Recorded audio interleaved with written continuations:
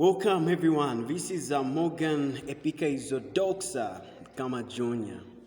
Yeah, so we're here for another biology session with my able student by the name of. Hi, this is Alice Mwemba.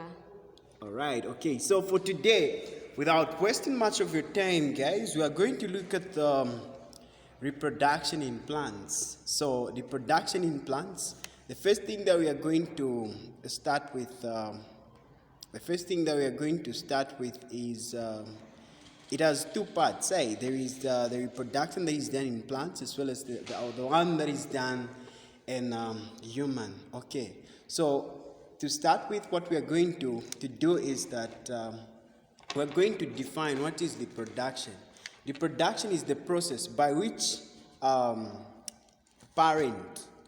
offsprings are produced by the parent, from the parent. So reproduction is just is the production of new living individuals or offspring to ensure that there is survival of life and other species. Okay, so now looking at the reproduction in plants that we've started looking at is that it has got two basic forms of reproduction, of which we've got asexual and asexual.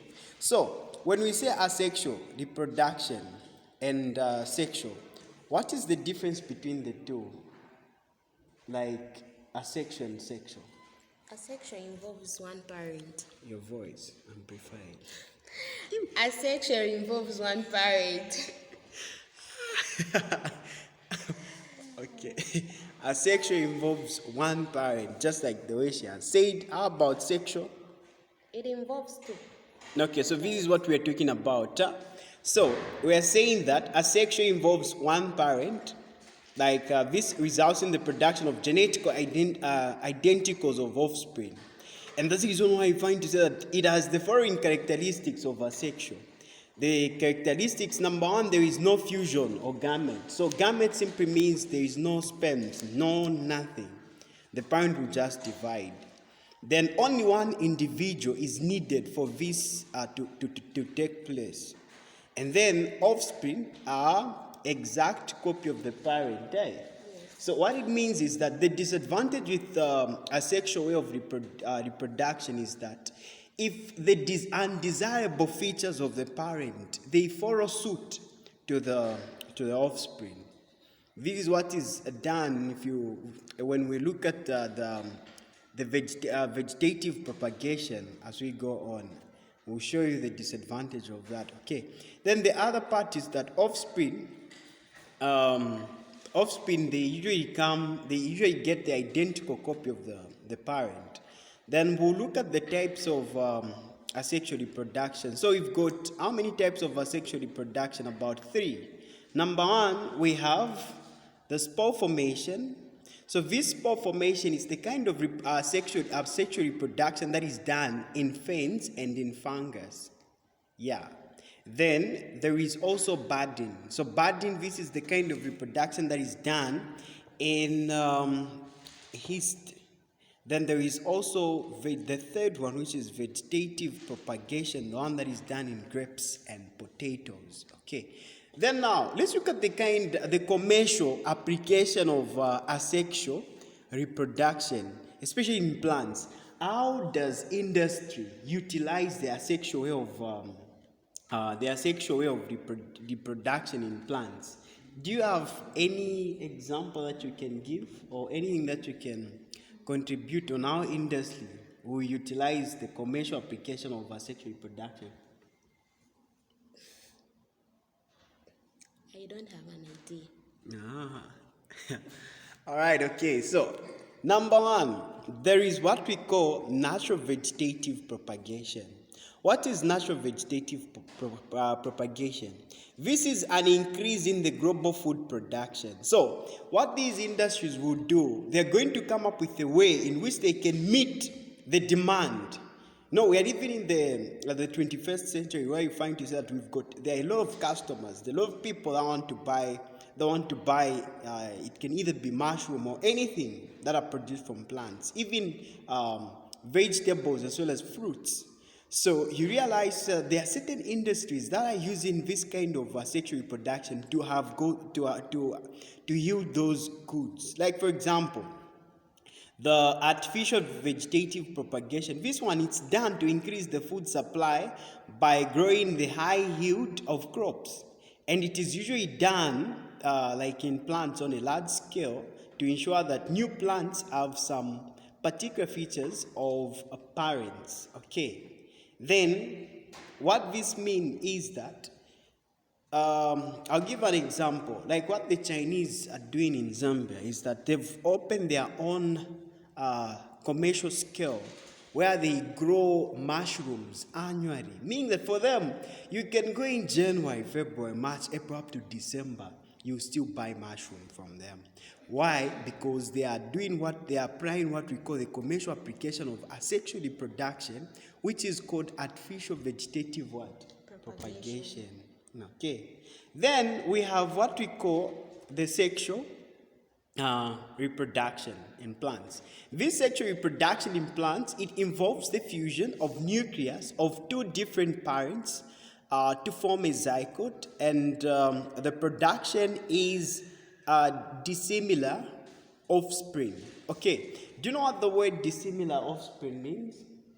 Yes, something different. Something which is different. Your voice, mama. Something which is different. Yes, so the dissimilar, it simply means that the offspring that will be produced, they won't be exactly as the parent cells. Yeah, so that's how it goes. Okay. So that's how it goes. That's the word dissimilar. That's what it means, yes.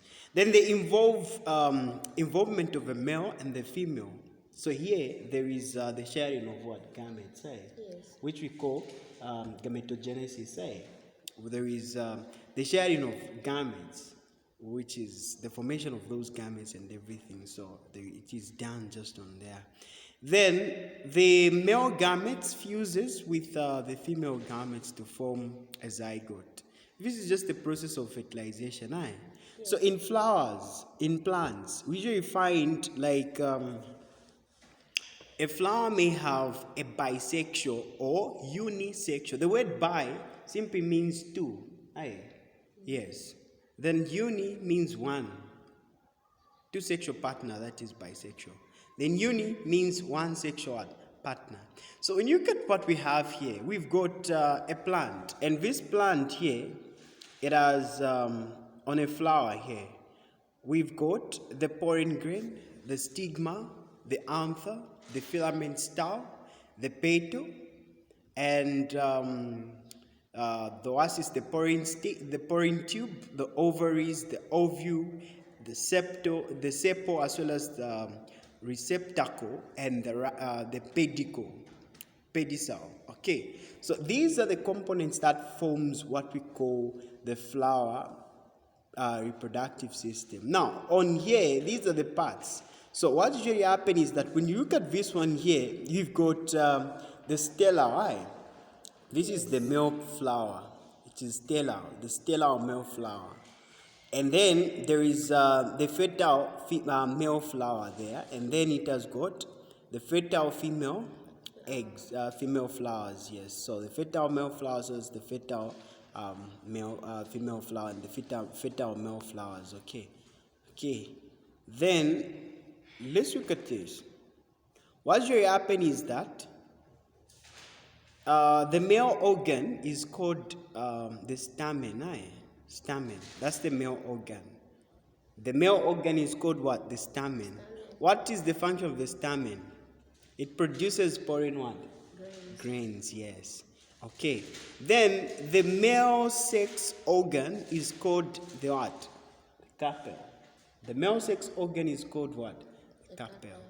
What is its function? It consists of, so the female sexual organ is called the carpel. So the function of the carpel is that it consists of an ovary, a style, and one or more stigmas. Yes. Okay. Then the female gametes are contained in the oval. They produced by the oval. The female gametes are contained in the ovals, and they are produced by the ovaries. So these are just produced by the ovaries, and then they are contained in the female gametes. Then we've got what we call pollination. What is pollination?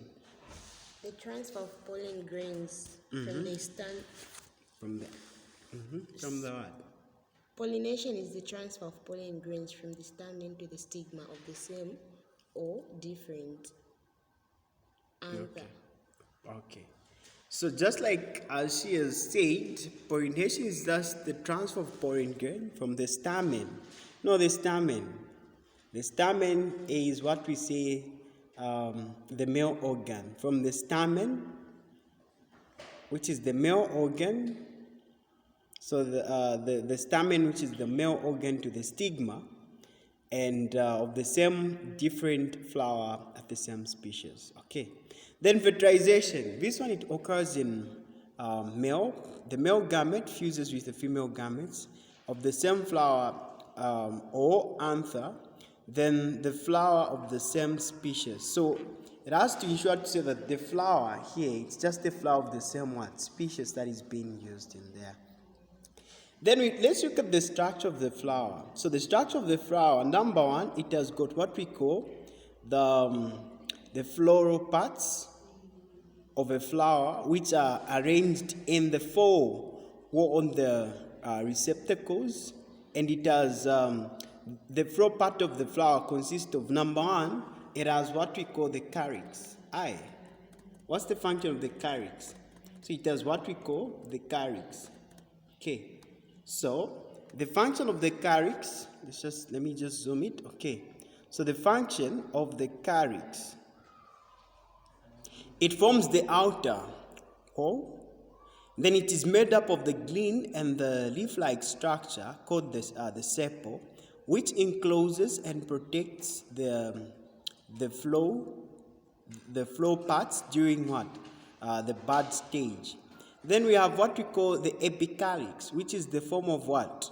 The extra wool, which is found outside of the calyx in some flower, and such as the hibiscus. Okay. Then we have what we call the corolla. This one, it forms the second wall of the flower, and the components are called the petals. And then this one is the most suspicious part of the flower.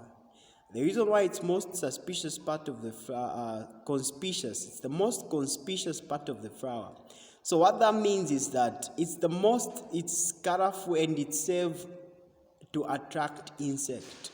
So it's served to attract what? Insect. And it has got a nice odor, where these insects, they can even move. Remember, it's the insect that helps to do cross-pollination. Yes. And that's the reason why you find to say that the flowers that are produced from here, they've got different color from the other flowers that are produced there. Why you find to say that we've got the white flowers as well as the green and so on and so forth. All those varieties, they're done by insects. So insects, they're the one that helps in cross-pollination. So they also protect the stamen and the carpel. Okay. Then we've got what we call the androsum. The androsum, this one, it forms the third wall of the flower parts, and the male organ of the flower comprises of the main stamen. So each stamen is made up of another attachment to the filament. Then the number of stamen, they vary. So stamen varies according to the number of stamen varies according to the flower. Okay. Then the anther is it has got the bilobed. It is bilobed. So this means that each containing 2 pollen sacs. So each of the anther, it has got how many pollen sacs? 2. So what this means is that these 2 pollen sacs, the pollen sacs, and as well as the pollen grain, they differ in size as well as shape, depending on the species. Then we've got another. Okay. Then we've got another one, which is the gynoecium.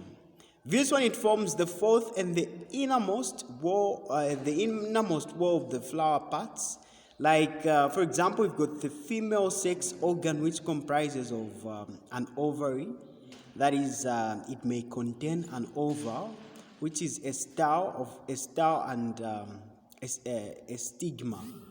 And then we've got the star is slender, and also it's slender prolongation on the top of the ovary.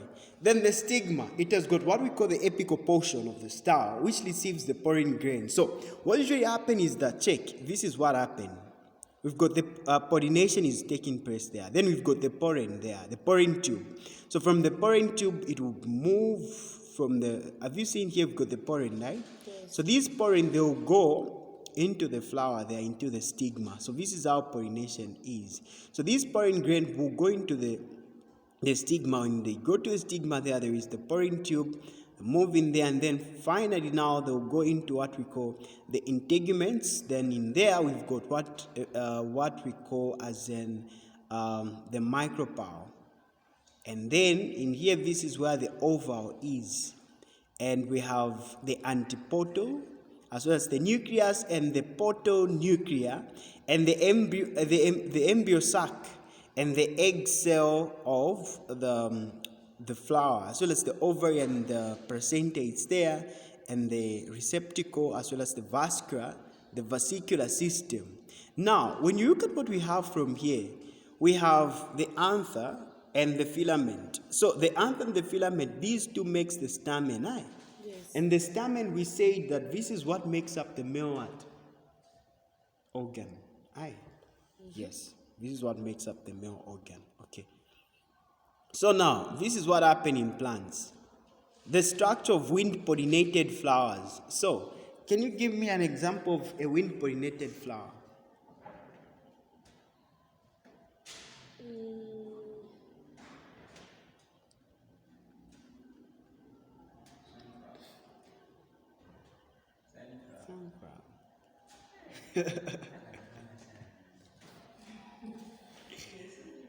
All right. Okay. So,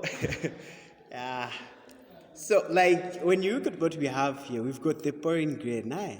Yes. Then we've got the star. Then we've got the stigma. So this is how it is. So every time every time the wind blows, these pollen grain, they move closer to the stigma. Yes. Then they'll now initiate the process of pollination. Now, when that occurs, it goes into the the oval is produced by the ovary, and then from there,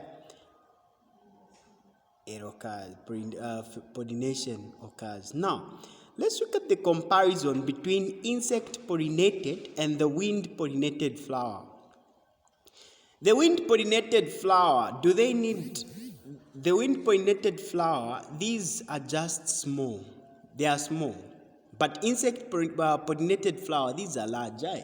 Yes. Yes. Then the reason why they have to be small is that because wind, it cannot, it can only pollinate those that are the small ones, which are when it comes to which are less heavier than what the plant or the insect can do. So they usually pollinate those flowers that are small, and insect pollinates those flowers that are large. Then for wind, do they need the petal? No. They don't need, there is no petal and dull-colored petals. Because wind cannot tell about maybe the attraction or the smell. With wind, there is nothing like that. But for insects, it needs the brightly colored petals, and they are often large and scented. You know what scented means? Nice smell. It smells good. That's where these insects will be attracted. Then there is also at wind, there is no nectar. Nectar, that is the sweetness. No insects. They go and suck the nectar that is in the flower. Yeah. So for insect, it needs nectar. Then also for wind, the stamen with long, slender filaments. But for insects, you find so that the stamen, it has got the stamen not pendulous. So meaning that the stamen, the word pendulous, it simply means that the filament, it is not longer. Aye, just a little bit short. Then it has the large pollen grain, like for wind, it has large pollen grain. But for insect, just a few pollen grains. Then for wind, we say the pollen grain are small, light, and with smooth surface, because it's wind that is going to pollinate the mine. Yes. Then for insect, it needs the pollen grain, which are large, heavier, and have spike on the surface. Then the feathery stigma. For the plant pollinated flower, they've got the feathery stigma with large surface area to trap the pollen grain in the wind. Then for the insect, this one, the stigma has a sticky surface, and it is usually compact, and it does not protrude. Do you know what it means to protrude? No. Like, it does, the word protrude simply means that it cannot be extended for. Or, like for example, the way wind does. For wind, it has to be longer, and it needs to have those spikes for attachment. But for insects, for insects, they don't usually consider that. So that's what you mean when you say insects, they don't protrude. Then the stamen, as well as the stigma, they hang out on the wall of the petals. But for pollinated flower, you realize that the stamen and the stigma are within the wall of the petal. Now, what is pollination? Pollination is what? Pollination is the transfer of pollen grains from the anther to the stigma. Okay, so pollination is just the transfer of pollen grain from the anther to the stigma. The pollen grain develop inside the anther. The pollen grain develop inside the anther. Then, when the anther are matured, what happens? They will split and open up. They will split and open. They will split and open. Then the pollen grain will then be released. And when the anther are matured, they will split and then they'll be released. Those pollen grain will be released. Now, the pollen grain may be carried by the stigma, may be carried to the stigma. So the pollen grain, they might be carried by to the stigma either by wind or by what? Insects. So there are just two things that carry pollen grain, either by wind, insect, or even water. Yeah. Now, let's look at the two kinds of pollination. So the two kinds of pollination we have what we call self-pollination.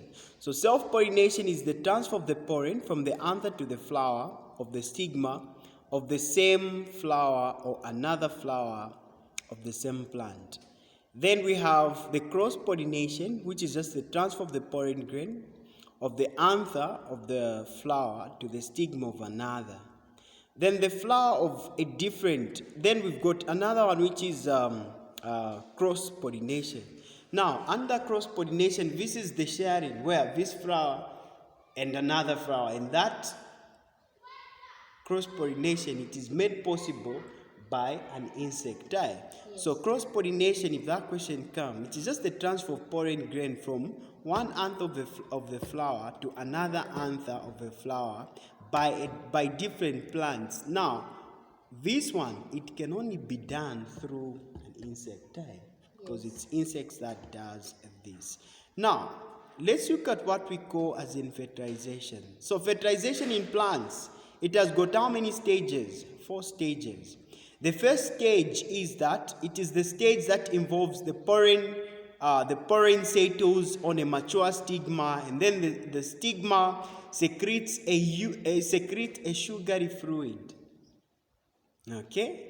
Then stage 2, the pollen grain produces the pollen tube. And then stage 3, the pollen tube grows downward toward the oval where the egg is. When it grows downward toward the oval, then it enters the oval and releases the two male gametes. When that occurs, then this initiates stage number 4. In stage number 4, you realize that one cell gamete fuses with the ovum to form a zygote. When that is done, then another male gamete fuses with the definitive nucleus to form an endosperm nucleus.